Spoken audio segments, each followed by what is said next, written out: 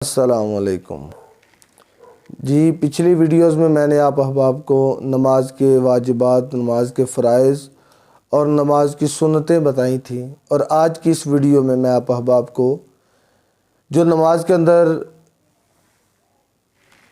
مستحبات ہیں ان کے حوالہ سے بات کروں گا۔ تو اگر دیکھا جائے تو نماز میں کافی چیزیں ہیں جو مستحب ہیں، لیکن میں چند ایسی باتوں کے بارے میں بات کروں گا کہ جو ہم روزمرہ اپنی نماز میں ادا کرتے ہیں۔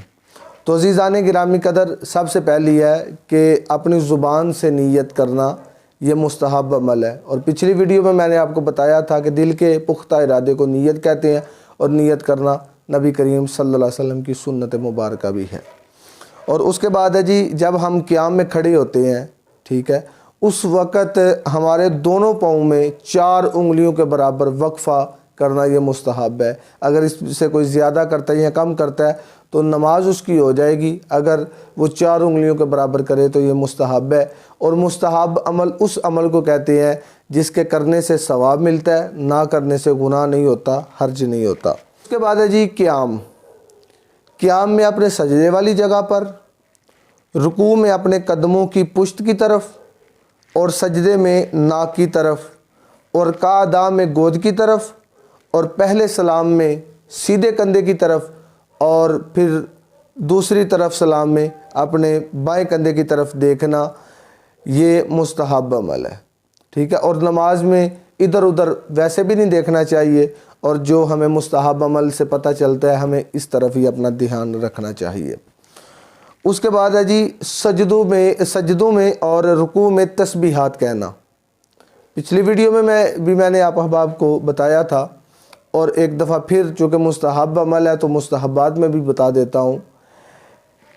کم از کم 3 بار کہنا، رکوع میں سبحان ربی العظیم اور سجدے میں سبحان ربی الاعلیٰ، کم از کم 3 بار کہنا، اور 5 بار کہنا یہ مستحب عمل ہے۔ اور اگر اس سے زیادہ کہا جائے، 3 بار سے زیادہ کہا جائے اور کہا طاق بار میں جائے، یعنی کہ 3 بار، 5 بار، 7 بار، 9 بار، 11 بار، اس سے آپ جتنی زیادہ دفعہ کہہ سکتے ہیں کہہ لیں، تو یہ مستحب عمل ہے، یہ کرنے سے یقیناً ثواب ملتا ہے۔ اس کے بعد ہے جی، اگر ہم نماز پڑھ رہے ہیں تو ہمیں کھانسی آ جاتی ہے، تو جس شخص کو کھانسی لگی ہو وہ کوشش کرے کہ وہ نہ کھانسے، جہاں تک ممکن ہو سکے پرہیز کرے۔ اگر کھانسی یا چھینک آ جائے تو اس سے بھی نماز ہماری نہیں ٹوٹتی، انہیں روکنا مستحب عمل ہے۔ اس کے اب جماعی آئے تو جماعی کے وقت میں بھی جو اپنے آپ کو کنٹرول میں رکھنا، یہ مستحب عمل ہے۔ یہ تھے جو میں نے آپ احباب کے سامنے چند مستحبات پیش کیے۔ تو یقیناً آج کی ہماری ویڈیو میں آپ احباب نے سیکھا ہے کہ یہ جو نماز کے اندر مستحبات ہیں ان کو ادا کرنے کا طریقہ، اور ان کے بارے میں نے آپ احباب کو اپنے ناقص علم کے تحت جو باتیں بتائی ہیں، دعا ہے خالق کائنات ہمیں ان پر عمل کی توفیق عطا فرمائے۔